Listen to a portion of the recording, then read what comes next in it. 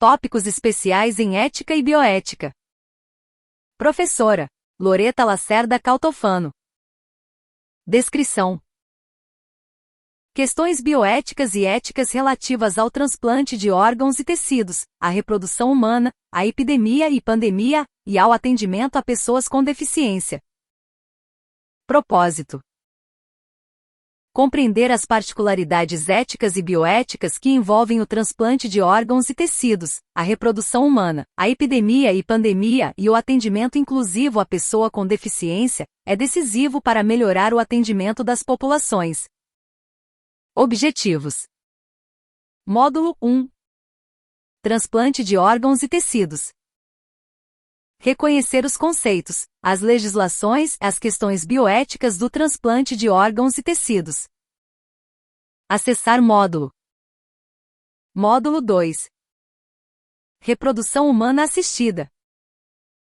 Reconhecer as questões bioéticas da reprodução humana assistida e da contracepção.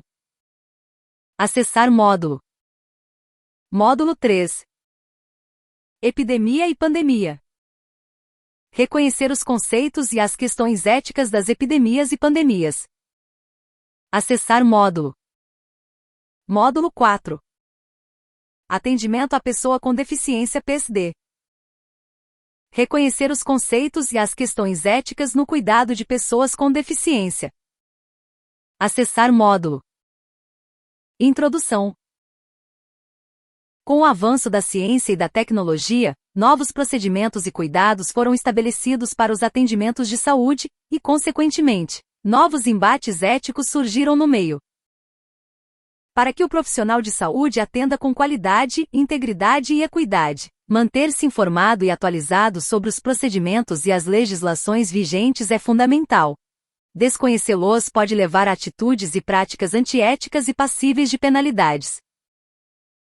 Assim, neste material, abordaremos conceitos básicos de ética e bioética, bem como questões específicas do transplante de órgãos e tecidos, da reprodução assistida, da pandemia e epidemia, e do atendimento de pessoas especiais, assuntos de extrema relevância para todos os profissionais de saúde. 1. Transplante de órgãos e tecidos. Ao final deste módulo, você será capaz de reconhecer os conceitos, as legislações, as questões bioéticas do transplante de órgãos e tecidos. Transplante de órgãos e tecidos. Segundo o dicionário online de CIO, transplante significa operação cirúrgica que consiste na implantação no corpo humano, ou dos animais, de um órgão extraído de outro ser humano ou animal. A mesma operação em que se usa tecido colhido do próprio indivíduo. Quando falamos de transplantes, devemos atentar para os tipos e as particularidades de cada caso. Xenotransplante. Realizado com órgãos e tecidos de outras espécies de animais. Esse tipo de transplante ainda está em estudo por conta dos fatores de rejeição. Allotransplante intervivos. Quando um transplante é realizado com órgão doado por doador vivo. Por exemplo, transplante de um dos pulmões. Allotransplante de doador falecido. Quando o transplante é realizado com órgão de doador falecido. Por exemplo, transplante do coração. Coração. Transplante de órgãos. Quando o paciente tem a função de um de seus órgãos comprometida, e não há perspectiva de melhora do órgão afetado, sem viabilidade, já que não exerce mais sua função, seu nome entra na lista nacional de espera por um doador. No Brasil, essa lista é única e cadastrada por estados e regiões de acordo com a necessidade e a gravidade do receptor. Assim se forma o Banco do Sistema Nacional de Transplantes, SNT. Para cada tipo de órgão, coração, rim, pulmão, a ser transplantado, é gerada uma lista diferente. Conforme as pessoas doam os órgãos dos seus familiares, muitos exames são realizados para verificar as compatibilidades e a viabilidade dos órgãos a serem doados.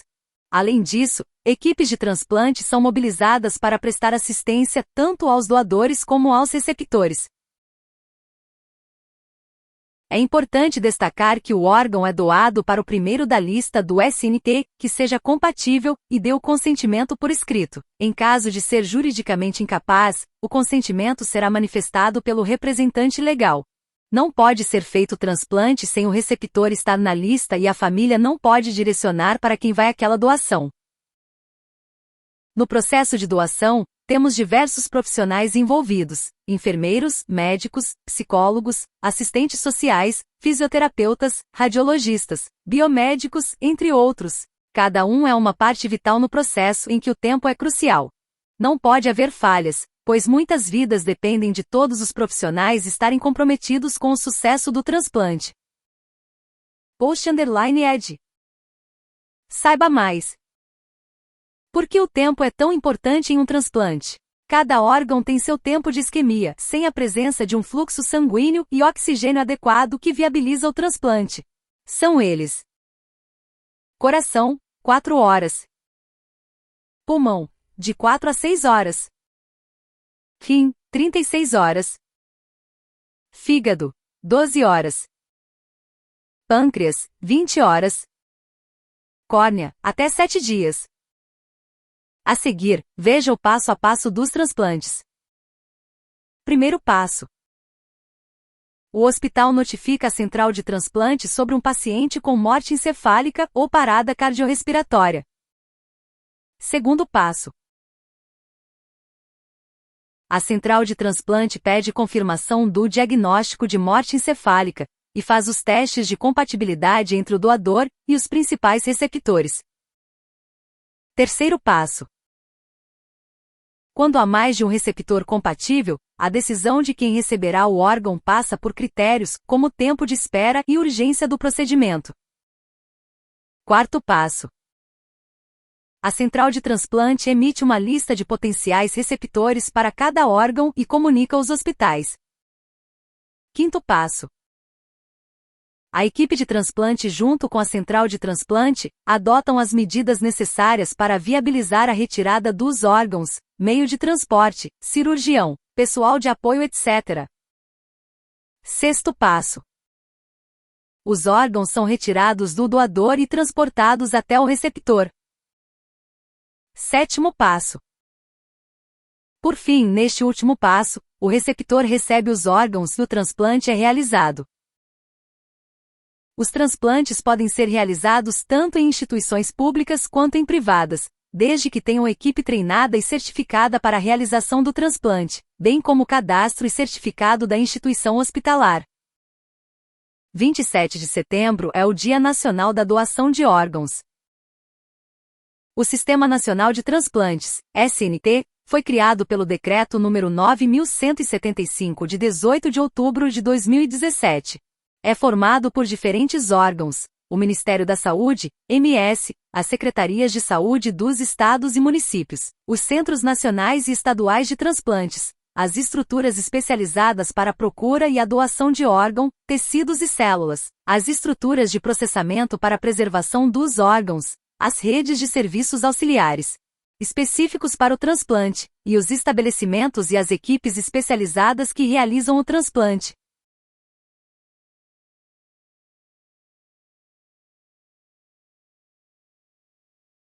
O SNT é responsável pela regulamentação, pelo controle e pelo monitoramento de todo o processo de doações e transplantes realizados no país.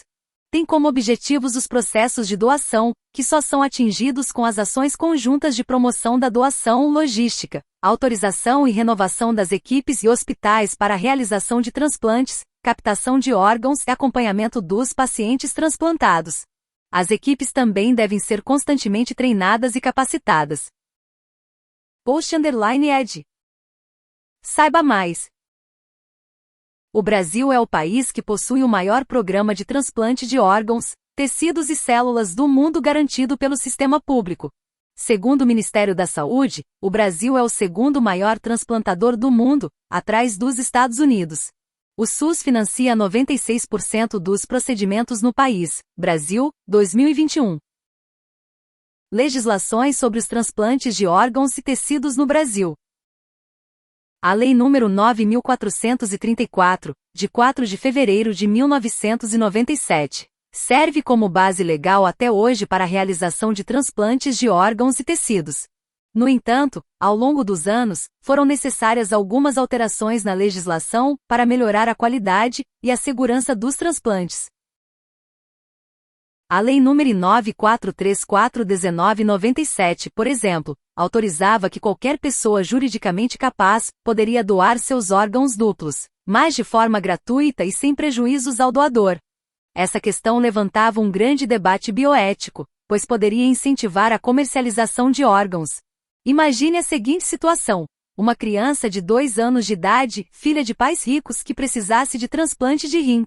Se não houvesse nenhum parente compatível, essa família poderia oferecer dinheiro pelo órgão de uma criança de uma família que necessitasse de dinheiro.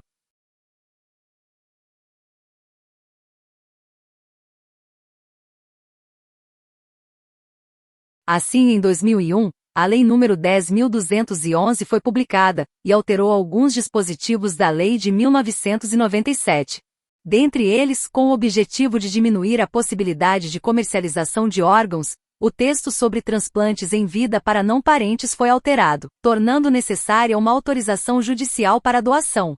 Além disso, a Lei nº 10.211 dá plenos poderes para a família decidir a doação de órgãos. Report_Problem.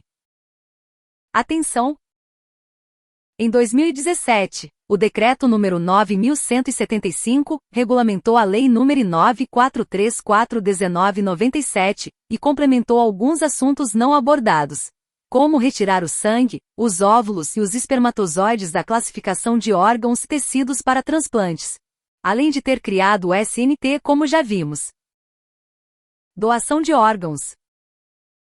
A doação de órgãos é a ação de doar partes ou totalidade dos órgãos e tecidos de uma pessoa, o doador, vivo ou morto, para serem utilizados pelo receptor, pessoa que recebe, no tratamento do seu problema de saúde. Tanto o doador como o receptor têm direitos fundamentais: o direito à vida, a formação dos direitos de personalidade, a integridade física e a seu próprio corpo. Os direitos fundamentais são a base para todos os outros direitos dos indivíduos. A legislação define 2 tipos de doadores. Doador vivo. Pessoa maior de idade e juridicamente capaz, saudável e que concorde com a doação, desde que não prejudique sua própria saúde. Podem ser doadores vivos os parentes até o 4º grau e os cônjuges. Não parentes, só com autorização judicial, exceto para a medula óssea. Os órgãos que podem ser doados são: um dos rins, parte do fígado, parte da medula óssea, parte dos pulmões. Close. Doador falecido. Pessoa com diagnóstico de morte encefálica, ou com morte causada por parada cardiorrespiratória. O doador falecido pode doar rins, coração, pulmão, pâncreas, fígado, intestino e tecidos, córneas, válvulas, ossos, músculos, tendões, pele, cartilagem, medula óssea, sangue do cordão umbilical, veias e artérias. No entanto, como veremos, o órgão doado depende do tipo de morte. Em ambos os casos, é necessária a autorização prévia, já que a doação é um ato voluntário e sem fins lucrativos. Entretanto, o doador vivo, ou seu representante legal pode a qualquer momento, antes da doação, decidir não doar. No caso do transplante de doador falecido, este deve deixar sua vontade expressa à família, a qual deve realizar a autorização, uma vez que no Brasil o desejo após a morte deve ser confirmado pela família.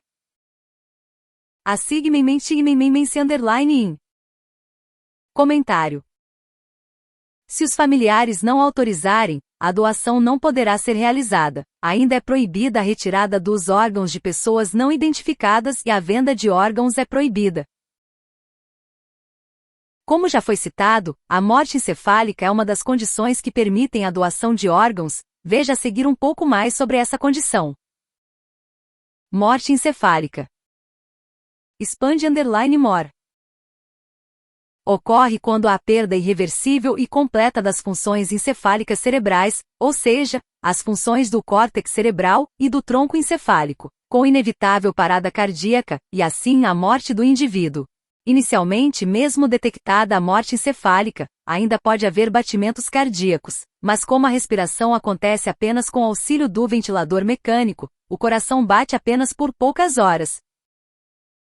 O diagnóstico de morte encefálica é regulamentado pela Resolução nº 2173, de 23 de novembro de 2017, do Conselho Federal de Medicina, CFM. Os critérios de morte encefálica são rígidos para evitar erros e garantir uma doação segura. A legislação define 3 pré-requisitos para a constatação de morte encefálica. Coma com causa conhecida e irreversível. A ausência de hipotermia, hipotensão ou distúrbio metabólico grave.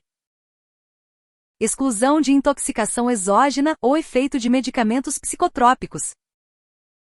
Em outras palavras, o paciente deve estar em coma, e não responder a estímulos externos nem ter reflexos, além de apresentar apneia, parar de respirar. A constatação de morte encefálica deve ser feita por 2 médicos com capacitação específica, e que não façam parte da equipe de remoção e de transplante, observando o protocolo estabelecido que define critérios precisos, padronizados e passíveis de serem realizados em todo o território nacional. Os critérios para identificar a morte cerebral ou encefálica são rígidos, são necessários 2 exames clínicos com intervalo mínimo de 1 hora. Na atualidade, temos maior familiaridade com alguns tipos de doações de órgãos, como a doação de sangue e de medula óssea, células tronco hematopoiéticas. Lembre-se de que o sangue, como mencionado no Decreto nº 9.175 de 2017, não entra nos critérios de transplante de tecidos. Assim, a doação de sangue segue outras legislações. Vamos conhecê-las? Doação de sangue. Para a realização da doação de sangue, existem alguns critérios específicos a serem seguidos. A Portaria nº 158 de 2016 e a EIDC 399/2020 eliminam a restrição de doação de sangue por homens que fizeram sexo com outros homens ou com suas parceiras sexuais. Ainda, a Portaria de Consolidação nº 5 de 2017, a partir da página 366, traz uma lista completa dos critérios que impedem temporariamente ou definitivamente a doação. Doação de sangue é voluntária e altruísta. Os hemocomponentes não podem ser comercializados. A doação de sangue é um ato seguro e indolor. Todo sangue doado passa por diversos exames, não apenas para verificar a compatibilidade dos tipos sanguíneos e fator RH, mas também por exames sorológicos e moleculares que buscam verificar alguns tipos de infecções. Em caso de resultados positivos para infecções transmissíveis pelo sangue, a doação será descartada antes de que ela ocorra. Em relação aos transplantes de medula óssea, os dados dos receptores e doadores são cadastrados em um banco chamado Registro Nacional de Doadores de Medula Óssea, REDOME. Normalmente, o cadastro é feito nos serviços especializados de hemoterapia. Por exemplo, no Rio de Janeiro, é feito no Hemoril e no INCA. Para a doação, o doador realiza apenas um exame de sangue, que pode ser feito no ato da doação de sangue. O doador de medula também pode ir ao hemocentro apenas para se cadastrar no REDOME. Quando é verificada a compatibilidade entre o doador e o receptor, o doador precisa realizar uma série de exames para a triagem de infecções e apenas terá seu material coletado se todos os resultados forem negativos. A coleta do material é um procedimento cirúrgico para remover a medula óssea, a qual se recompõe em torno de 15 dias. Essa medula será administrada no receptor pela equipe hospitalar responsável. Transplante de medula óssea é importante para o tratamento de pacientes com leucemia. Post_ed. Saiba mais. Segundo o Ministério da Saúde, o Brasil detém o 3º maior número de registros de doadores de medula no mundo.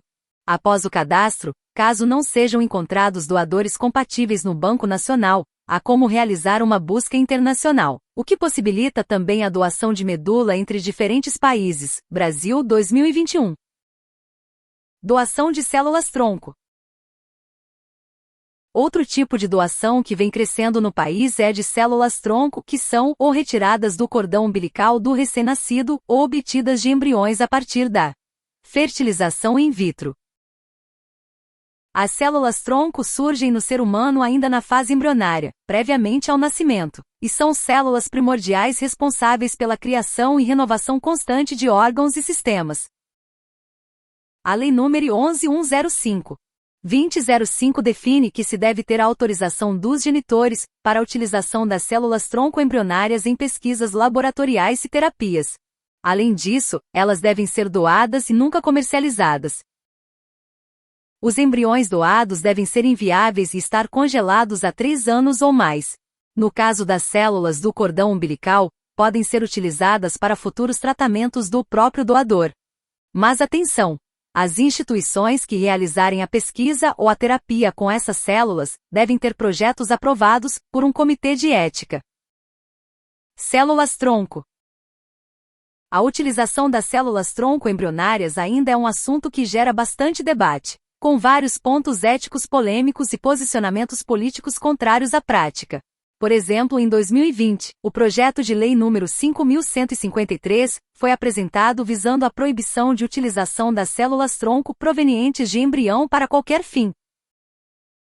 O projeto de lei reafirma a importância da utilização dessas células para fins terapêuticos no tratamento de diferentes doenças crônicas como leucemias, mielodisplasias, mas defende que a utilização dessas células deve ser proibida, pois para a obtenção das amostras, é necessária a destruição e a morte do embrião. Video_Library. Uso das células-tronco embrionárias no Brasil. O vídeo irá abordar aspectos éticos da legislação brasileira sobre a utilização das células-tronco embrionárias e banco de cordão umbilical. Aspectos bioéticos.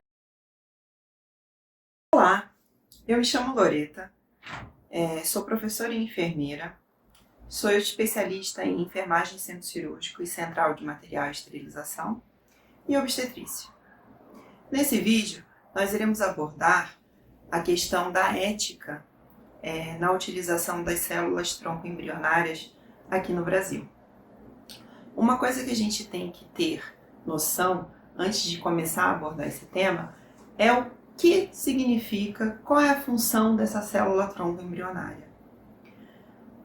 Essa célula é retirada do embrião e ela se multiplica em qualquer outra célula no organismo. Então, ela pode ser retirada primordialmente, é uma célula primordial, e pode ser transformada em neurônio, em célula óssea, em tecido, em qualquer outro tipo de célula no corpo humano.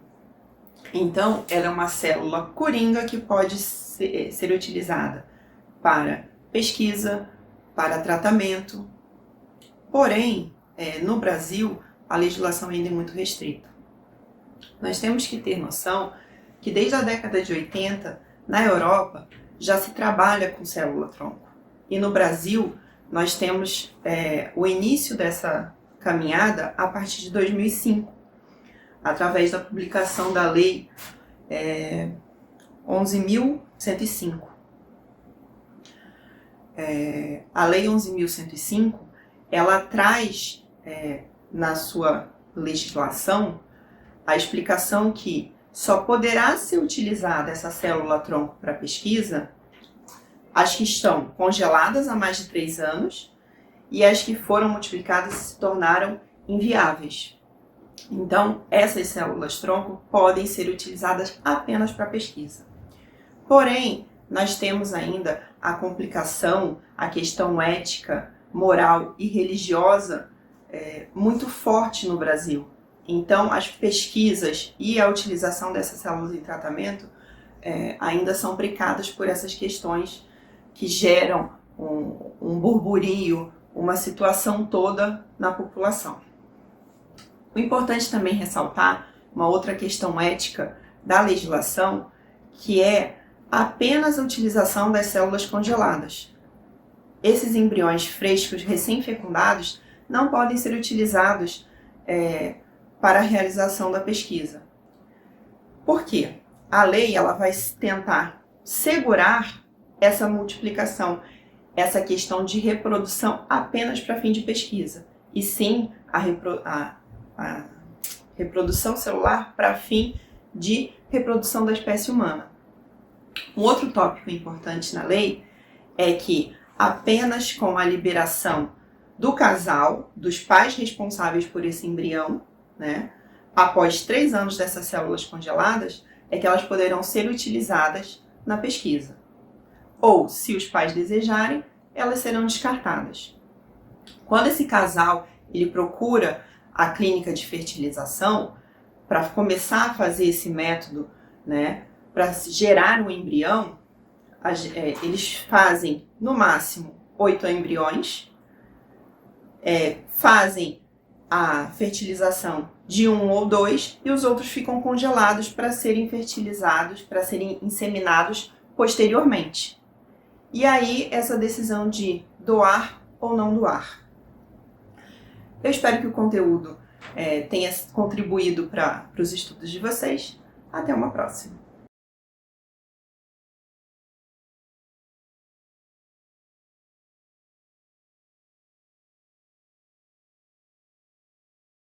Aspectos bioéticos do transplante de órgãos e tecidos. As questões éticas e bioéticas do transplante de órgãos e tecidos dependem também de fatores pessoais, religiosos, socioeconômicos, afetivos e até geográficos. Ao longo deste módulo, discutimos alguns pontos regulamentados por lei, mas vamos agora pontuar outros também importantes, para que você possa refletir sobre o assunto. Veja, a seguir, 4 pontos importantes. Desejo de alguém se tornar um doador. Expande_more. Este é o primeiro ponto que devemos pensar. Uma pessoa que atesta em vida sua vontade de doar ou não doar seus órgãos deve ter sua decisão respeitada. Entretanto, nem sempre é assim, uma vez que a decisão final de doação é da família. Além disso, deve haver um consenso familiar para que a doação ocorra. Doação intervivos entre não parentes. Expande_more.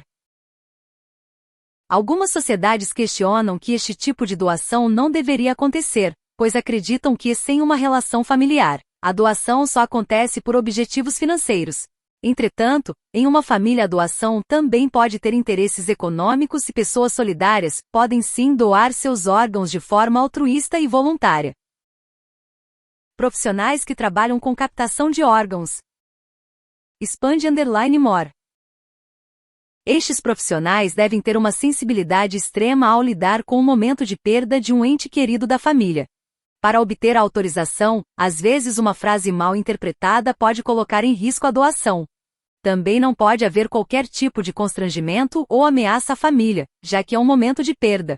Essa situação exige o máximo de compreensão, respeito, carinho, ética e solidariedade com a família do possível doador.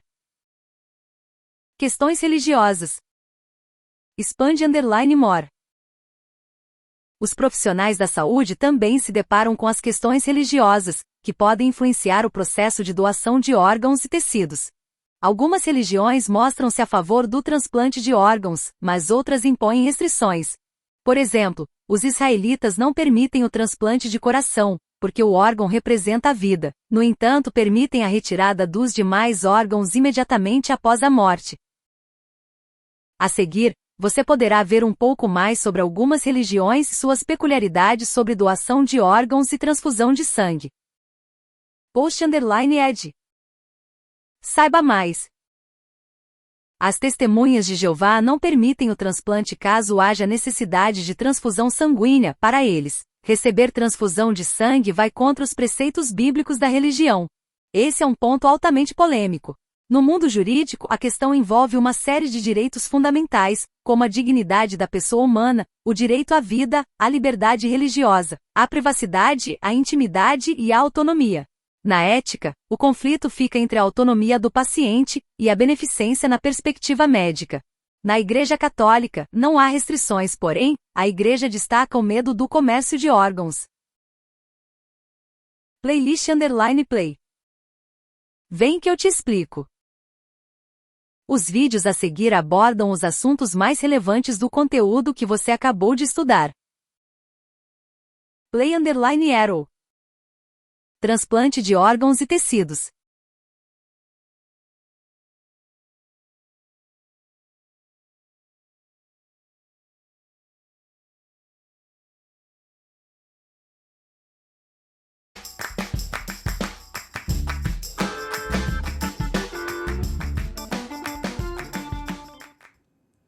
Olá, eu sou Mariane Roma e neste vídeo vou falar sobre o transplante de órgãos e tecidos.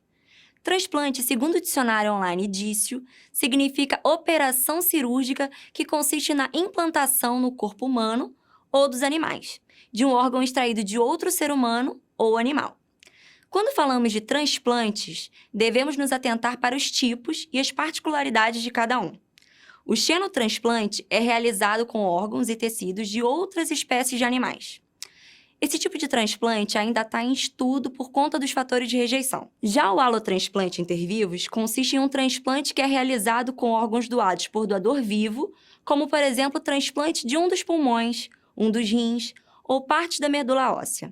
Por fim, o alotransplante de doador falecido é quando o transplante é realizado com órgãos do doador falecido, por exemplo, um transplante do coração. Quando um paciente, por qualquer motivo de saúde, tem a função do seu órgão comprometida e que não há perspectiva de melhora do órgão afetado, já que aquele órgão não exerce mais sua função, o paciente entra na lista nacional de espera por um órgão. No Brasil, essa lista é única e cadastrada por estados e regiões de acordo com a necessidade e a gravidade em que se encontra o receptor. E assim formam o Banco do Sistema Nacional de Transplante, o SNT. No entanto, para cada tipo de órgão a ser transplantado, é gerada uma lista diferente. Conforme as pessoas forem doando os órgãos dos seus familiares, muitos exames são realizados para verificar a compatibilidade, bem como a viabilidade dos órgãos a serem doados.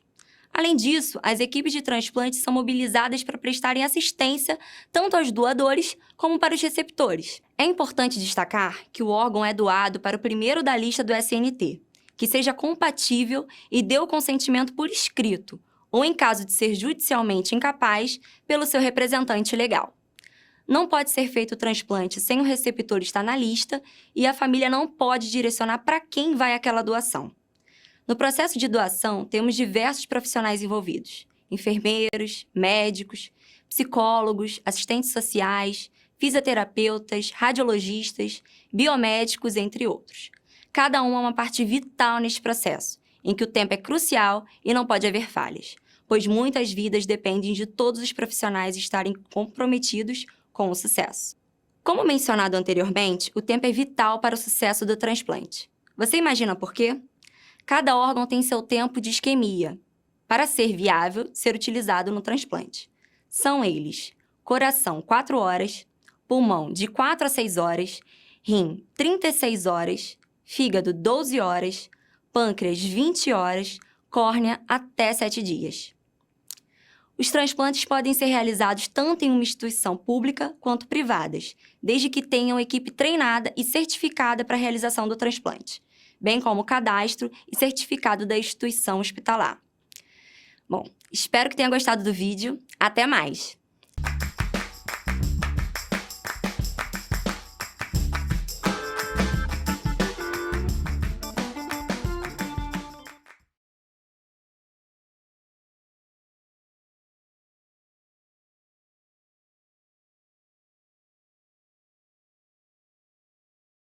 Módulo 1. Falta pouco para atingir seus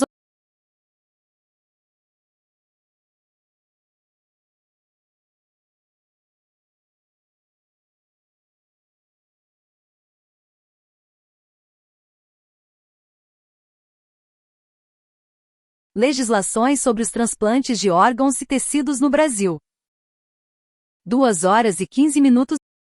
A primeira lei sobre os transplantes é a Lei nº 9.434, de 4 de fevereiro de 1997, que serve como base legal até hoje para a realização dos transplantes. No entanto, ao longo dos anos e com a necessidade de evolução das leis para melhorar a qualidade e segurança dos transplantes, ocorreram algumas alterações nas legislações. Por exemplo, a Lei nº 9.434, de 97, autorizava que qualquer pessoa juridicamente capaz poderia doar seus órgãos duplos, mas de forma gratuita e sem prejuízos ao doador, o que levanta um grande debate bioético, pois poderia incentivar a comercialização de órgãos. Imagine a seguinte situação: uma criança de 2 anos, filha de uma família rica, que precisa de transplante de rim. Sem nenhum parente compatível, poderia oferecer dinheiro pelo órgão de outra pessoa que necessite de dinheiro. Assim, em 2001, A Lei nº 10.211 foi publicada e alterava alguns dispositivos da Lei de 1997. Por exemplo, com o objetivo de diminuir a possibilidade de comercialização dos órgãos, o texto sobre transplantes em vida para não parentes foi alterado, sendo necessária para a doação uma autorização judicial. Bom, espero ter colaborado com seus estudos. Até a próxima! A doação de órgãos é a ação de doar parte ou totalidade dos órgãos e tecidos de uma pessoa, o doador, vivo ou morto, para serem utilizadas pelo receptor para o tratamento do seu problema de saúde. Tanto o doador como o receptor têm direitos fundamentais, que são o direito à vida, a formação dos direitos de personalidade, a integridade física e o direito sobre o próprio corpo. A legislação define 2 tipos de doadores: o doador vivo e o doador falecido. O doador vivo é a pessoa maior de idade e juridicamente capaz, saudável e que concorde com a doação, desde que não prejudique a sua própria saúde, podendo ser parentes até o 4º grau e cônjuges, além de não parentes, com autorização judicial. Essa autorização não é necessária para a doação de medula óssea. Os órgãos que podem ser doados são um dos rins, parte do fígado, parte da medula óssea ou parte dos pulmões. O doador falecido é a pessoa com diagnóstico de morte encefálica ou com morte causada por parada cardiorrespiratória. Podem ser doados rins, coração, pulmão, pâncreas, fígado e intestino, e tecidos como córneas, válvulas, ossos, músculos, tendões, pele, cartilagem, medula óssea, sangue do cordão umbilical, veias e artérias. No entanto, como veremos, o órgão doado depende do tipo de morte. Em ambos os casos, é necessária autorização prévia, já que a doação é um ato voluntário, bem como sem fins lucrativos. Entretanto, o doador vivo ou seu representante legal pode a qualquer momento antes da doação decidir não doar. No caso do transplante de doador falecido, o mesmo deve deixar sua vontade expressa à sua família anteriormente, e a família realizar a autorização do mesmo, já que no Brasil, o desejo após a morte deve ser confirmado pela sua família. Se os familiares não autorizarem, a doação não poderá ser realizada. É importante ressaltar que a venda de órgãos no Brasil é proibida, assim como a retirada dos órgãos em pessoas não identificadas.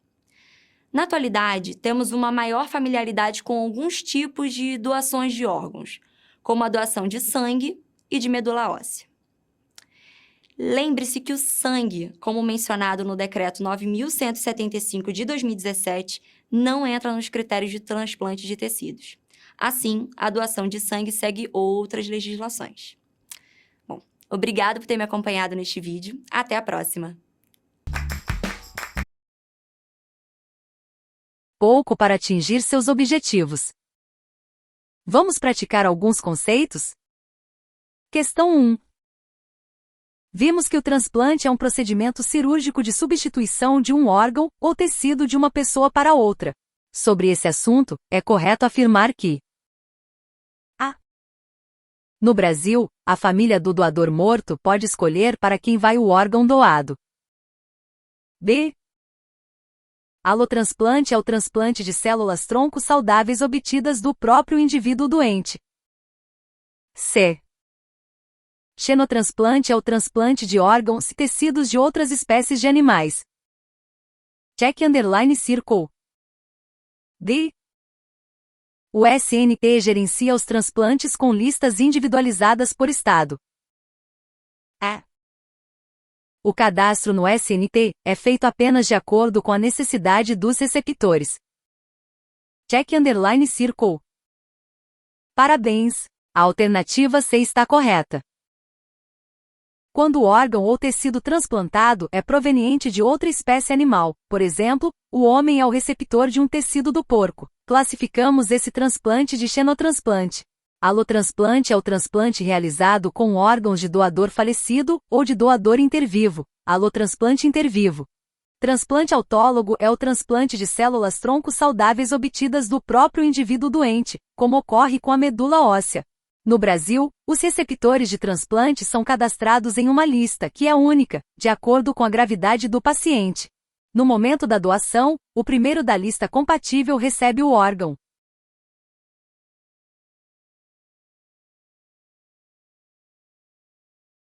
Questão 2. Em relação aos dispositivos legais sobre a doação de órgãos, tecidos e partes do corpo humano para fins de transplante e tratamento, analise as afirmativas a seguir. A retirada de tecidos, órgãos ou partes do corpo humano destinados a transplante ou tratamento de doadores mortos deverá ser precedida de diagnóstico de morte encefálica e do consentimento do doador antes do seu falecimento e autorização familiar. No caso de morte sem assistência médica, de óbito em decorrência de causa mal definida, ou de outras situações, nas quais houver indicação de verificação da causa médica da morte, a remoção de tecidos, órgãos ou partes de cadáver para fins de transplante ou terapêutica, somente poderá ser realizada após a autorização do delegado de polícia ou do Ministério Público. O cadáver de pessoa não identificada não pode se prestar a qualquer doação para transplantes, exceto se autorizado pelo delegado de polícia, promotor ou juiz. É correto o que se afirma em A. I. Check_circle. B. Segunda. C. Terceira. D. E segunda. A. E terceira. Check_circle. Parabéns! A alternativa está correta. Para que uma doação ocorra, a legislação vigente deve ser seguida. Ela define que o doador deve ter morte encefálica diagnosticada, e que a família deve aprovar a doação. Somente a vontade expressa do doador não garante a doação. Por isso, devemos conversar com a família sobre a nossa vontade de doar os órgãos após a morte. 2.